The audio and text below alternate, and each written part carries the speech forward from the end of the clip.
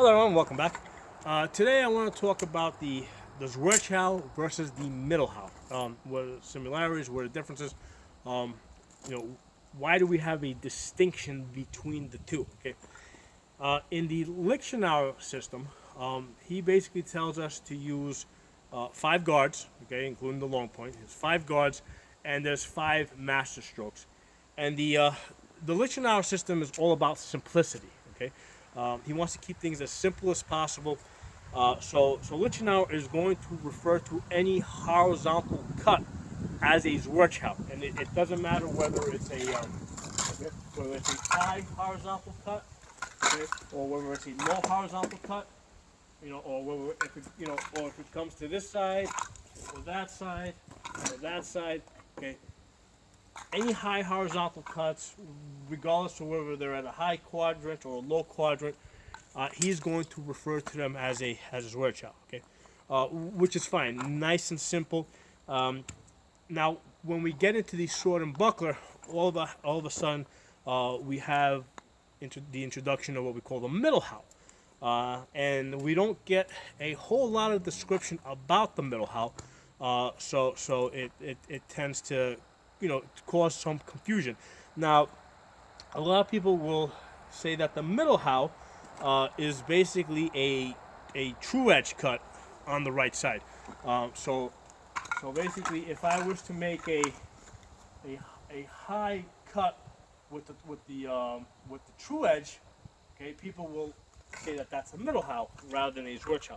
And I find that is a lot more confusing than it needs to be. What I find it to be a lot more simple is to call all high horizontal cuts Zwerchaus, and all low, middle to low horizontal cuts Mittelhaus. Okay, and I can say that we have the exception that in the Lichtenauer system, we can have a low Zwerchau.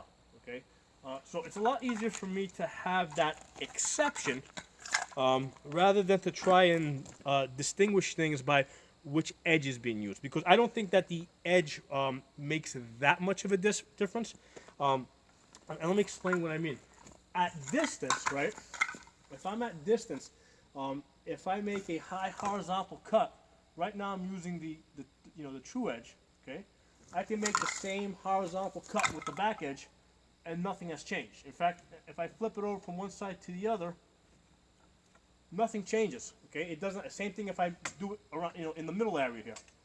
Okay, nothing changes whether I'm using my true edge or my false edge. Okay, where this does make a difference is if you're in close. Okay, because if I come in close, if I end up here, okay, I need to use my false edge because I need this part of my blade, right, my strong, protecting me from the opposing weapon, so I can attack with my tip, basically. Okay, so in order for me to do that, I need to turn the sword over on its back edge.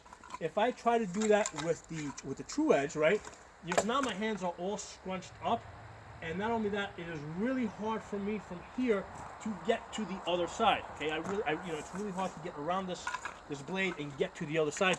If I come in with the false edge, right, all right, I'm in close. From here, it's a lot easier to come to the other side, and then from there to come to this side. Okay, so I'm able to go from side to side in close. So in close, it makes a difference whether I'm using the true edge or the false edge. At distance, it doesn't make a difference, because at distance, the true edge, false edge, it's the same exact thing.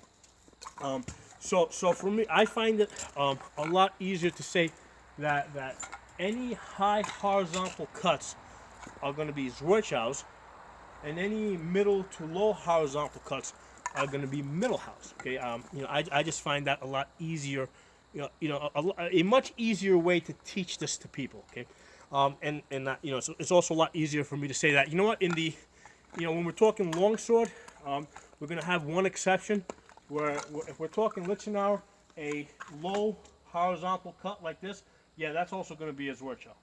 So it's a lot easier for me to have that one exception to the rule, rather than try to base what the name of these cuts are on which edge is being used. Okay, because if we look at it the other way, right? If we try to say that a Zwerchau is going to be a true edge cut, I'm sorry, a false edge cut, right? False edge cut Zwerchau, false edge cut Zwerchau. Now all of a sudden, okay, up here, true edge cut. Now all of a sudden that became a Mittlehau. That became a Mittlehau. But how about when we go to the other side? Okay. Now on the other side, they're all with true edge. So to me, there's a lot of confusion here. You know, is that now a Zwerchau or is that a Mittlehau? Well, how about this? Is that a Zwerchau or is that a Mittlehau? Because now I'm using true edge. I can only use the true edge on the left side. So to me, that's a greater source of confusion. And you know, this really is not an issue if you're working just with the longsword in the Lichtenauer system. You know, if that's all you're working with, then by all means it makes sense. You know, to basically just use the 5 master strokes like Lichtenauer says, and you know, basically any low horizontal cut, yeah, by all means call it a Zwerchau.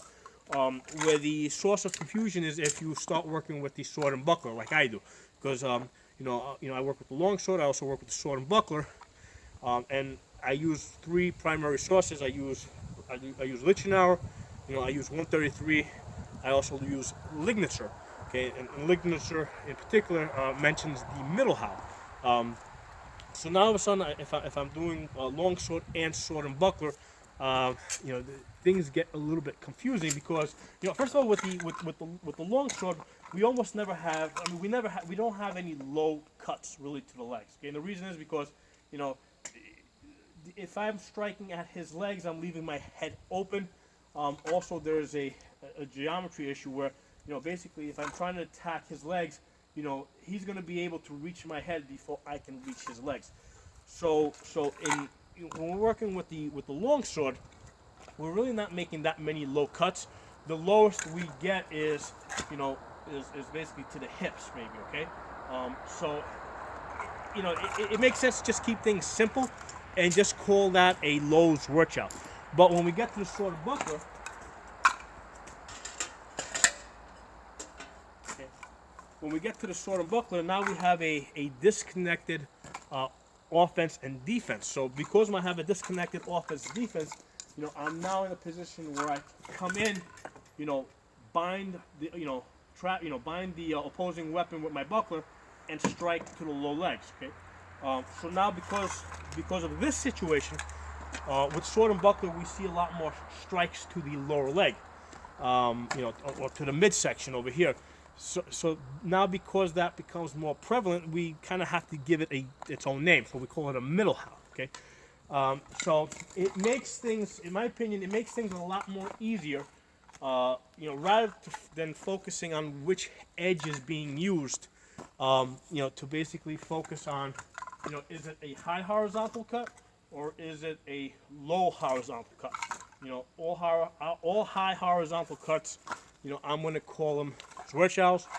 All low, middle, horizontal cuts, I'm going to call them Mittelhaus. Okay, I think that's a lot easier for people to relate to, and then just say that, listen, we have this one exception in Lichtenau where, you know, he has the you know, the low Zwerchau to, you know, the Zwerchau to a low quadrant. Okay, so to me this is a matter of simplicity. You know, I'm more about, you know, practicality. I'm more about, you know, about sword fighting. Okay, I'm less interested in dictionary definitions.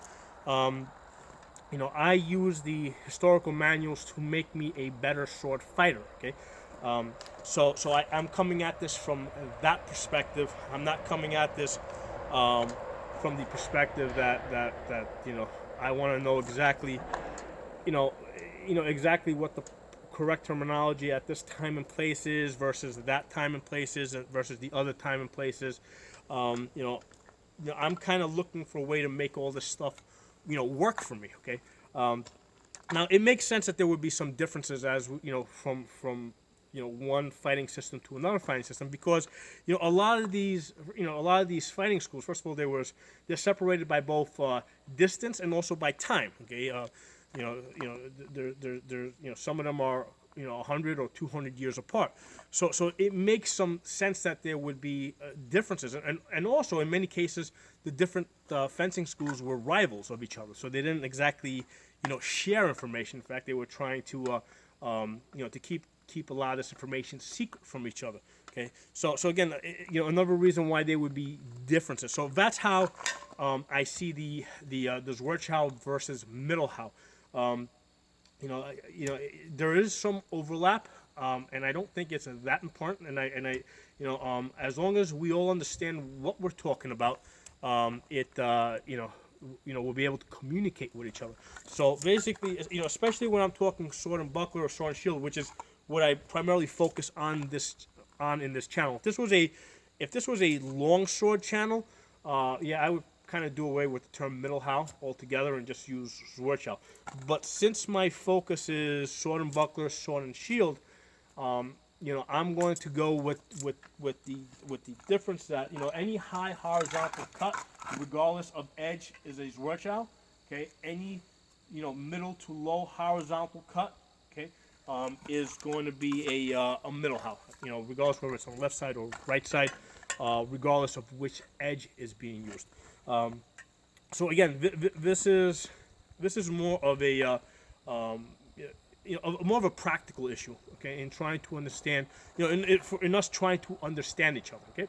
So there are my thoughts on that. If you guys have some additional comments, please post them in the comment section. If you like this video, give it a thumbs up, share it, and if you're not a member of my channel, subscribe. I'll see you guys next time.